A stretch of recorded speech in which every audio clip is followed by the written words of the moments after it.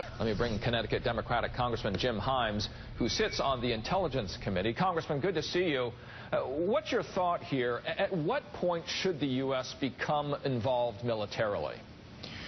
Well, it's not clear to me, Richard, that there is a point at which we should become involved militarily, other than to go after those terrorists or those groups, Al-Qaeda amongst them, that really are not so much about the Sunni-Shia sectarian warfare that we're seeing in the region right now, or perhaps not about the modernizers versus the kind of caliphate gang there. Those people who are going after us are legitimate targets. I do think, and obviously I will listen to whatever it is the president wants to propose, but I do think that getting the United States of America involved in a regional religious sectarian war would be a profound error. What would you support as the president does come to Congress tomorrow and saying he may want to do several things? You know, he could include drone strikes, airstrikes, etc. What, if anything, might you support? Drone strikes?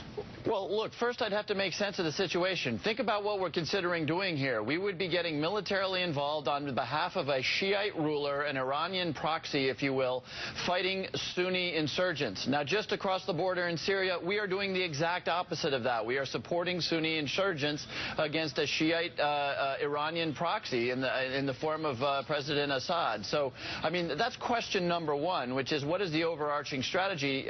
Question number two is what do we think we're going to achieve by some form of military action, whether it was bombing or drones? Look, if you could convince me, and you'd have a hard time doing it, but if you could convince me that there was something we could do kinetically that would bring everybody to the table to shut down the conflict that is breaking out in this country, I'd be open-minded to it. But boy, I'll tell you, that's a pretty high bar to convince me that anything we would do would be do anything other than make the situation worse. Congressman, as you know, in recent history, payments have been made by the U.S. government to Sunnis, certain Sunni groups.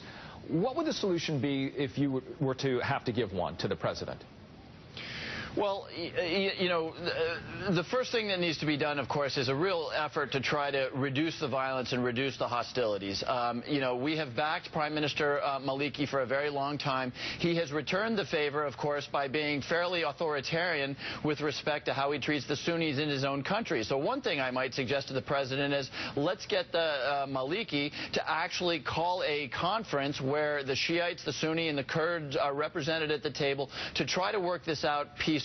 And look, if they are so bound and determined to fight this out, if they are going to have the kind of Sunni-Shia warfare that we're seeing in the region, frankly, if that's what they want to do, we're not going to stop them from doing it. And I'm not sure we should be risking our... Remember, when we talk about airstrikes, we're talking about pilots in the air, we're talking about an awful lot of money, and we're talking about a very uncertain outcome. So, again, my level of skepticism here is pretty high for any sort of military involvement by the United States. As always, great conversation. Connecticut Congressman Jim Himes, member of the House Intelligence Committee. Thank you so much. Thank you, Richard.